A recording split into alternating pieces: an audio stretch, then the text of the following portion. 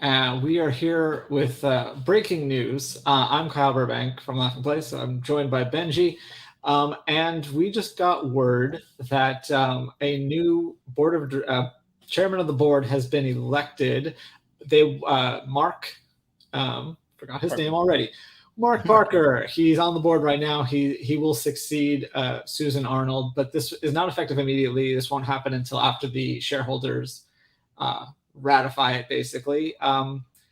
So yeah, Benji, tell us about this news, why it's a big deal, if it is a big deal, and other tidbits you found in this press announcement we just got. So I think, obviously, anytime you have a chairman of the board, it's a big deal.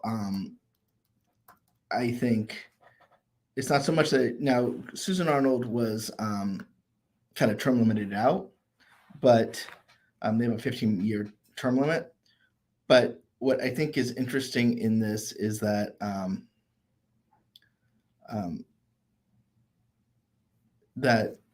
who they picked, because Mark was one of the two directors who wanted to get rid of Chapek earlier, the other being Mary Barra, and I think it's telling that they picked him, who's also sort of what's the word I'm looking for? Like strong personality, like not in a bad way, but has vision, almost like a Steve Jobs type. Is sort of known for those kinds of things. So I think it's they're not just picking sort of a weak person. Now, obviously, this is we're living in a world where the person who is running the board is not the CEO like it was for Bob Chapek for a while. But I think that's interesting. Who they picked. They picked the one who is probably the most anti-Chapek, especially. So I think this is getting a little. They're bearing the lead here. Yeah, I think I highlighted the lead in my last little point here. Yeah. So Nelson Peltz, who owns Tree Group, I think. Oh, the other lead. Oh yeah, I don't know what's your lead. I think the succession board is interesting. Sure, but I think the real story here is this proxy fight.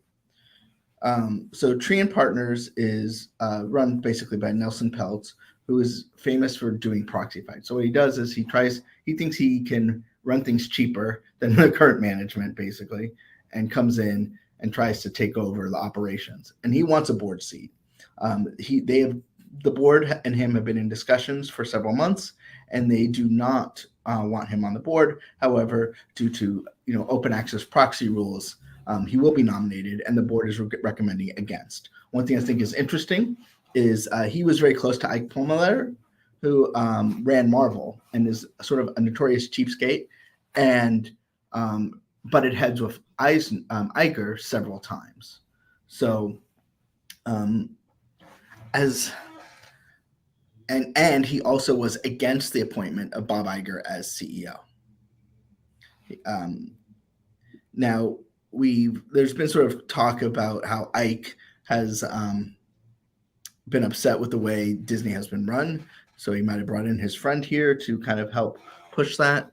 But I think as Disney fans, I don't advise you on proxy matters, but you do not want Nelson Peltz to win here. He does not improve companies through investment. So let's say that he was successful. So the idea is basically that he would join the board, but he has to be elected. Sure. So he could be board, but if he gets nominated for the board by the majority of shareholders, he'd be on the board, and then he would have a say up, on these matters. Obviously, he's just one voice. Exactly. That's kind of what I was getting at. Is that how much? Like, obviously, they have power. You're one of, I guess, 12 in that case. If it would be 11. Well, I guess it would be 12. It kind of depends if the other people get yes votes. But also keep in mind, Carolyn Everson joined the board also through sort of a proposed proxy fight through Dan Loeb, a different, sort of takeover attempt. So, you're getting to a point where you may not have a board you fully control. Now, in most cases, that's good. You don't want, sort of a yes board. However, Disney is not sort of known to maximize short-term profits, and that's really what there's plenty of cases where people come in to take over a company, raise the stock price by short-term gains and then leave, right? Sell their stock, and that's what the concern is here, right? Mm-hmm. So, I think as most Disney fans, especially after yesterday, support Bob Iger. You would prefer him than corporate raider running Disney. And these things cost a lot of money, just defending the proxy vote and all that stuff. So, it's I guess it's not great news on that front. I do think Mark Parker, a huge, he's even talked about taking him becoming CEO when they decided they want to get rid of JPEG. I think he's a good man. So, good man for the job. So, I think, if it's Mark Parker versus Nelson Peltz, Fair enough.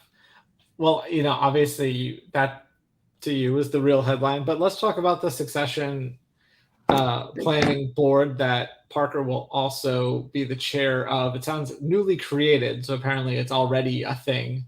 But I thought it was interesting. It says that they'll basically be advising the board. I'm like, well, isn't this what the board is? But they're going to be looking at internal and external candidates, which probably shouldn't come as a surprise to anyone. But they, state it very clearly in this that they will be reviewing different candidates and advising the board on what their suggestions are. It sounds like. Nothing else on that?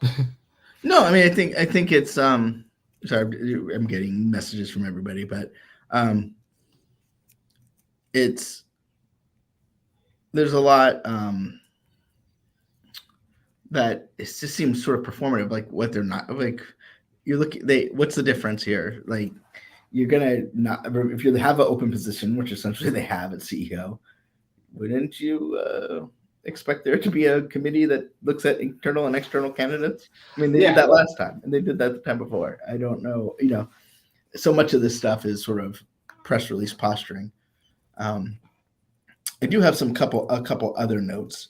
This is obviously going to make the shareholder meeting interesting, and Disney has not, probably because of this, Disney has not filed their proxy statement yet, nor announced the date of the shareholder meeting. So that will be a big moment to look forward to. The date of the annual meeting has not yet been announced, and we don't know if it's going to be in person or virtual again. But we'll see. And it's also weird too, because we don't, forget Bob Iger, but like we don't even know what the earnings are for the end of the year when they started doing, how the ad-based Disney Plus is doing, subscriber numbers after the price increase, how has that impacted the bottom line? There's a lot of things that we just don't know, and I'm guessing a lot of Disney fans aren't paying attention to this press release, but this is perhaps the biggest, even with everything else, the biggest Disney news to happen this week. Well, that's why we're here. That's why we come on. Yeah. I don't have much else to say about it. Like, that's the thing. It's big news, but there's not like a lot to really dive into right now. Yeah, I'm just gonna pull up. I'm just looking to see if the usual suspects have anything to say about it. But in any case, so Iger is still CEO. Parker is going to be chairman of the board, presumably. Obviously, it needs to be approved. So yeah, I mean, Iger is still definitely in charge. It's just has to sway 11 people, or at least 6, I guess. Is it 50-50 votes? I don't even know.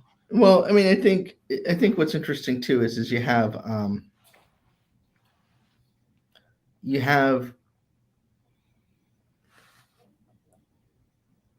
a CEO who, if anytime you got to do these things, there's this risk, then you're playing defense, and you maybe not, instead of just doing what you want to do, you kind of have to do what what is marketable. I mean, I think we sort of, especially with Bob Iger, excuse me,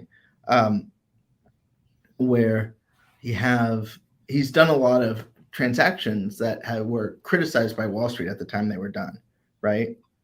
And but now, but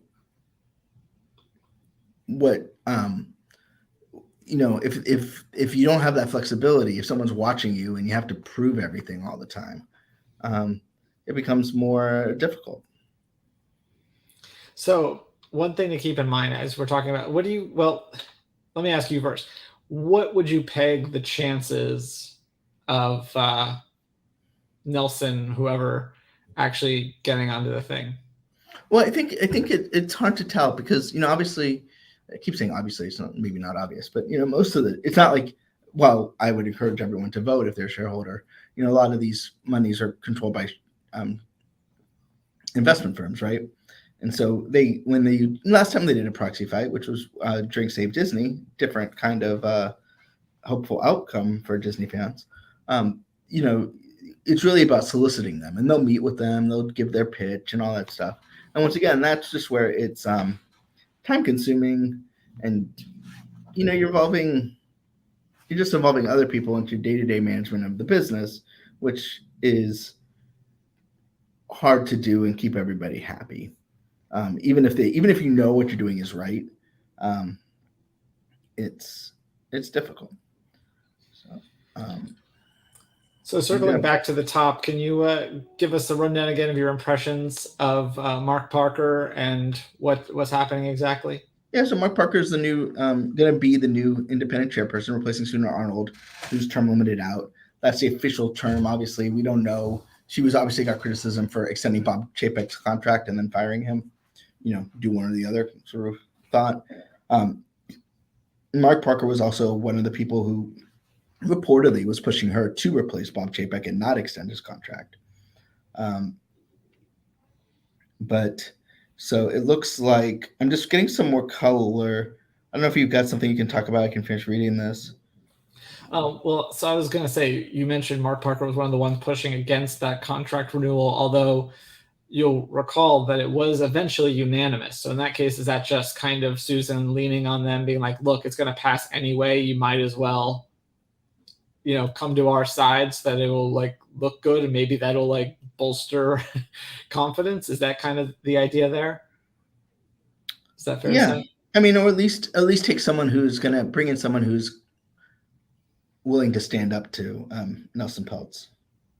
Right. No, I just meant back in that original thing, because it was a unanimous decision to. Oh yeah, I think the unanimous decision it's unanimous, so you can say it's unanimous even if it's not really unanimous. You're that just once the decision made, what's the point of voting against it? It's not you don't have messaging bills and all that stuff. Yeah, and then the other, before we get to that, just there's a succession planning committee that's been created that Parker will also head, but then, as Benji pointed out, the real news here is that there is a bit of a proxy fight. I don't know if a bit of is really the correct term, where independent investors are trying to elect, well, it sounds like electing himself, since he's the head of the investment firm, trying to get on Disney's board. And it sounds like he has a history with the Disney company a bit, being good friends with former Marvel overall Marvel promoter, not Kevin Feige, Marvel Studios. Essentially former owner. Yeah. So we got Wall Street Journal has a little bit more color on this. So it sounds like they were planning on Mr. Peltz was planning on launching the proxy fight tomorrow. And they met with him yesterday, trying to come up to a resolution, but he declined their offer to become a board observer. and they asked him to sign a standstill agreement. He declined.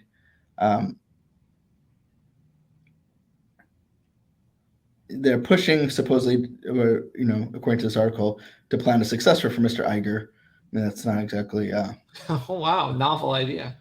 Um, Yeah, if you want to also look in the press release, they kind of, after saying they recommend voting against Nelson Peltz, which to me sounds like the Simpsons character, the haha guy, but that's months. It's a little different.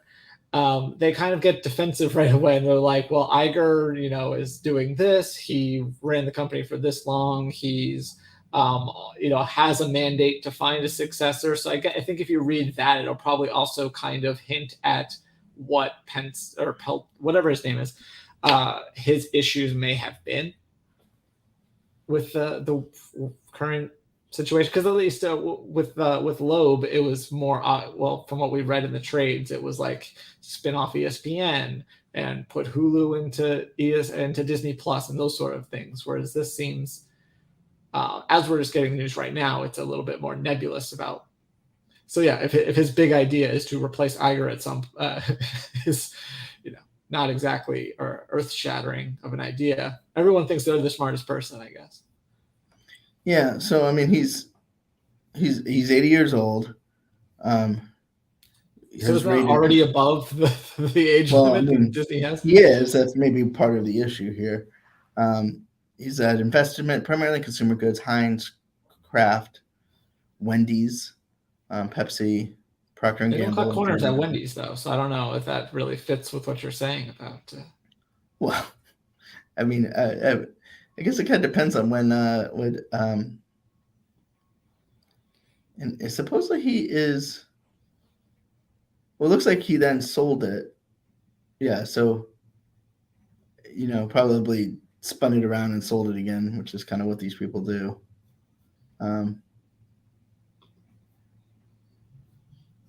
But it's I mean, this is a man who has tons of money.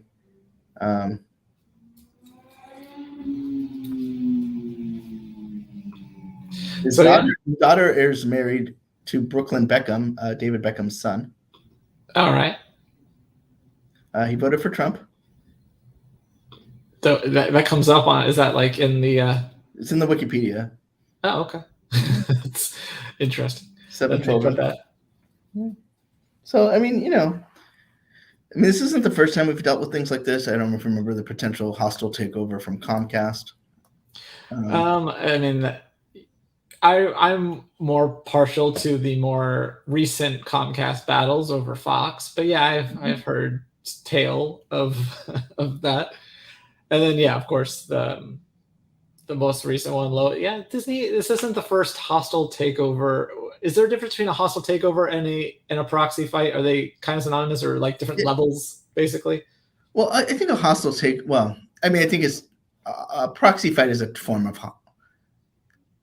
this is not a hostile takeover in that they're not going to completely control the company. A proxy fight could be a hostile takeover if they have the right people, or a hostile takeover also is when they just sort of try and buy the company without sort of an agreement from the previous existing company and go straight to shareholders, which is also through a proxy. So I think a hostile takeover involves a proxy fight. But hey guys, hi, do you mind if I ask a couple questions as a non-financial guy? Yes, sure. You guys are both much more financial, whatever, than I am. Okay, so we've got Parker being named chairman, or who will become the chairman of the board. That's a separate thing from the other thing you're talking about with this other person who is trying to get onto the board. Yeah. So the reason that this is all coming out together is that Disney's preparing their proxy statement, and both of those issues would be on the proxy statement. So okay. I mean, internally we were talking about why hasn't the proxy been filed yet? It's because they're probably trying to deal with this situation with Mr. Peltz, and so yeah. Okay, so his name again, the person that's trying to get on the board? Nelson Peltz. Nelson Peltz. So he is trying to, and for him to get on the board, that's going to be the shareholders voting him on over the desires of the current board members. Correct. So it's not like the board doesn't necessarily need to have it's not like a election where like a congressman where there's a winner, right? You're voting for there could be 11 people, there could be 12 people, there could be 10 people. So he's not voting against anyone, but well, we don't know what he's doing. I mean, I think we're expected to find out his information, what he wants tomorrow. But he may say vote against Joe Yo-Yo and vote for me and whatever. Okay. And the reason he wants on the board, I presume he's a large shareholder. What is his goal? His goal is to make money. I mean, his goal is to cut costs. I mean, we don't exactly know because that will be in the proxy statement. We know he's opposed to Bob Iger returning as CEO. Okay. That's important. He's sort of known to cut costs. So, I mean, I think whatever that means, we don't know specifics of what he would do, but that when the proxy statement gets filed, that would be in there. Now this is unrelated to the person who kept saying, hey, you guys need to get rid of ESPN and ABC. This is not that same person. That's Loeb. Carolyn Everson, I think it's her name. She is already on the board and is up for re-election and has now been endorsed by Disney because they're recommending that shareholders vote for all of their candidates that they've put forward, which is just the current board. So that's something that they emphasize in the press release is vote for all of our candidates and don't vote for him. Okay, and so that's more or less settled, at least within Disney. And now here comes yet another person who has a ton of shares that says, "Hey, now it's time for me to throw my weight around, put me on the board, so I can get through my agenda," which we don't know what that agenda is yet, other than we know this is the kind of a guy who likes to cut costs and was opposed to Iger's return. Yes, and was friends with Ike Perlmutter, or is friends with Ike Perlmutter. Which is in and of itself, both of those are big deals in and of themselves. We know what kind of person Ike is in terms of cutting costs to the nth degree. All right, well, good. I feel if I needed some clarification, probably some other people did too. So appreciate that. I'll get out of your way again. No, you're always welcome. But I think we're early in the goings. This is going to be a long fight. I don't think this isn't something like the Bob Iger transition where it was like, okay, here's what it is now. But we're going to until whenever the board meeting is, the shareholder meeting is, we're going to be discussing. The one thing I wanted to see in here was who he was talking to at the board. Okay, so he met with Bob Iger and Christy McCarthy. And then Susan Arnold called him on Wednesday to offer him a role as a board advisor, and he declined. So, he seems to be not as amenable as Dan Loeb was. He just wants to be a thorn, basically.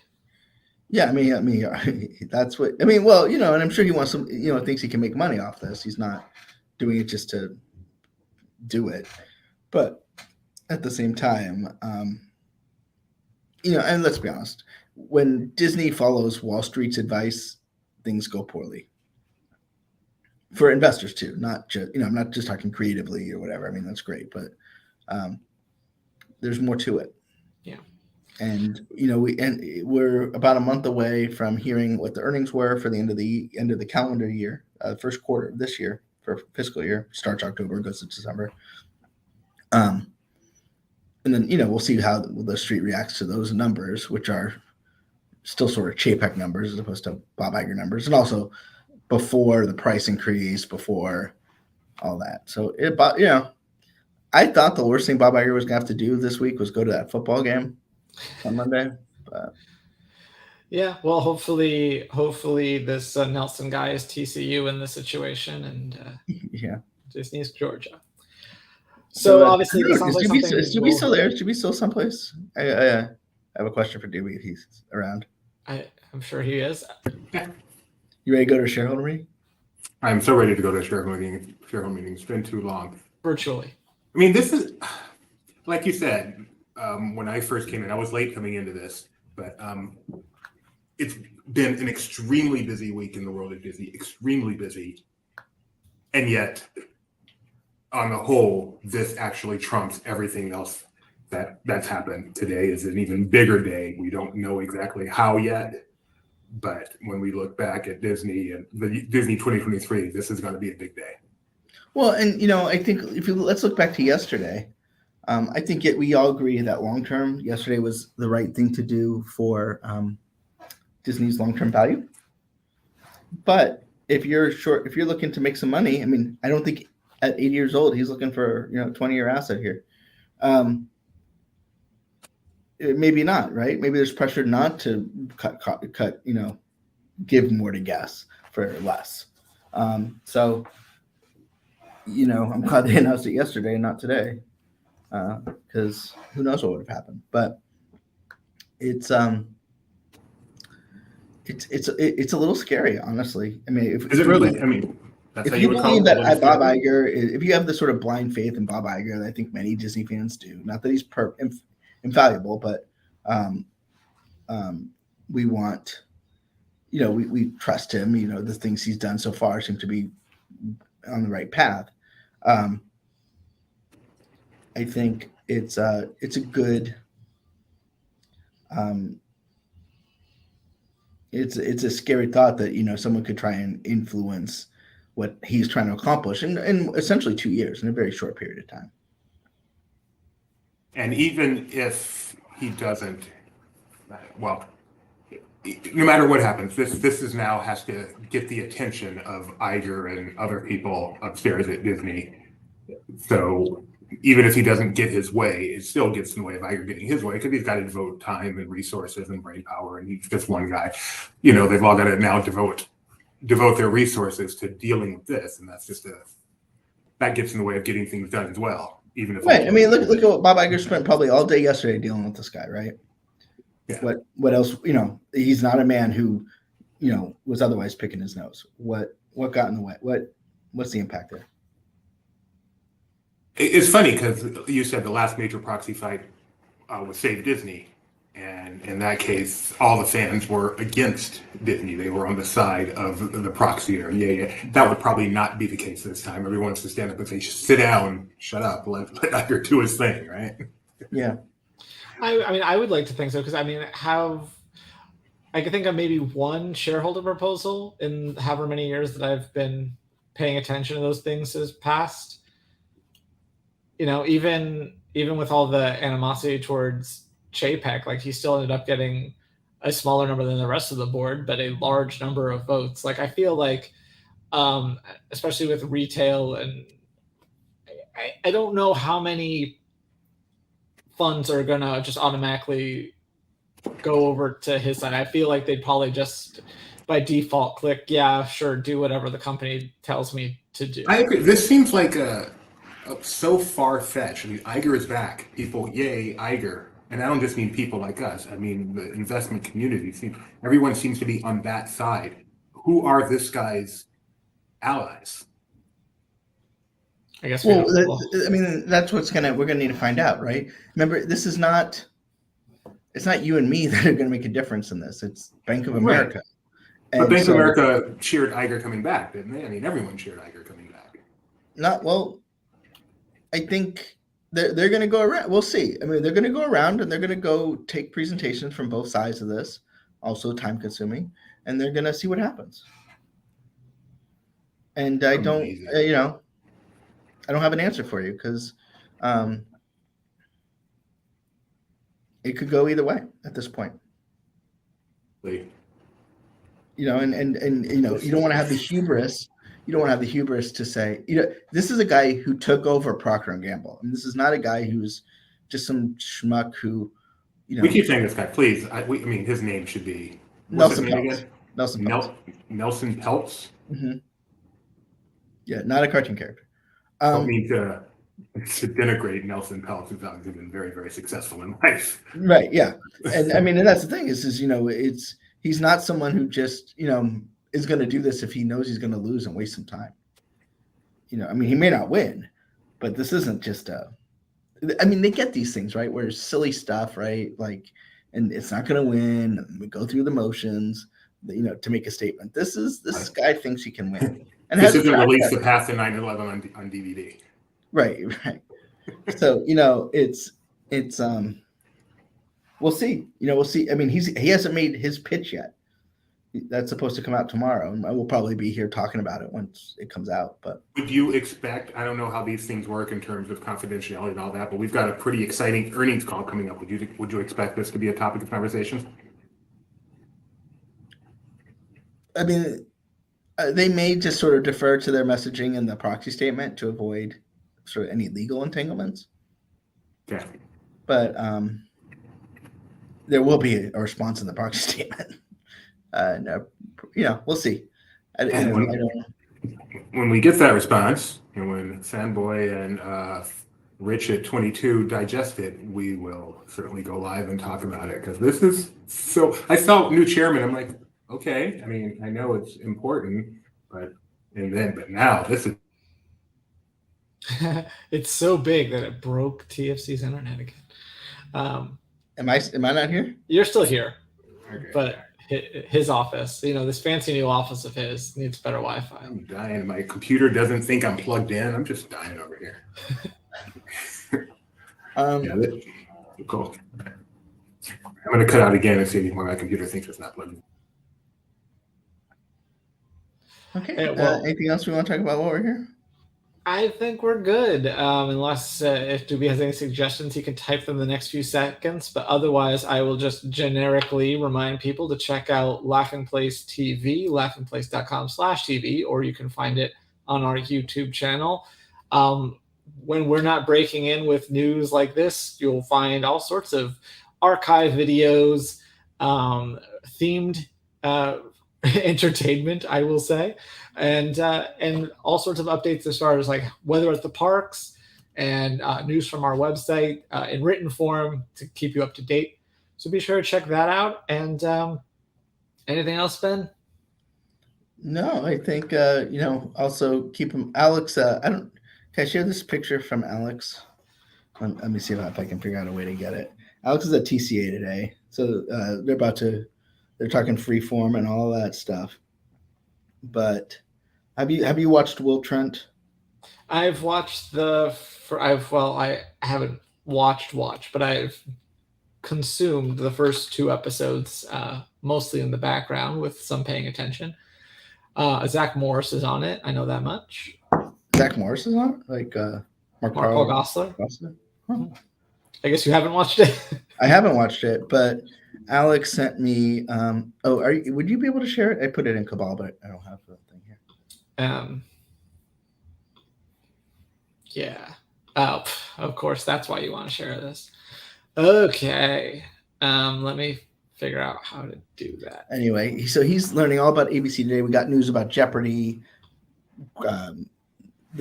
your favorite claim to fame, Schoolhouse Rock sing-along. Mm-hmm. Also, that 3rd season of Abbott Elementary has been greenlit. Shock. And some freeform news.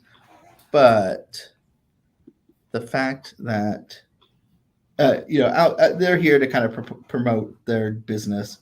And, so for example, if Abbott Elementary, when they announced the renewal, they handed out PB&J sandwiches and things like that. I don't know if this will work, but I'm going to try it. There he is.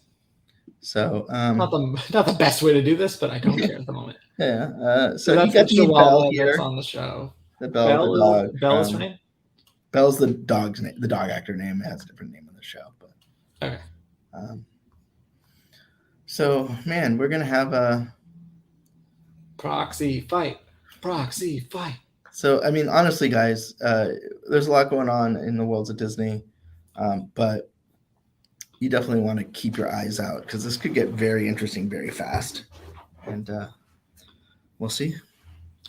All right. Well, yeah, stay tuned here on Laughing Place TV and on laughingplace.com. See you later.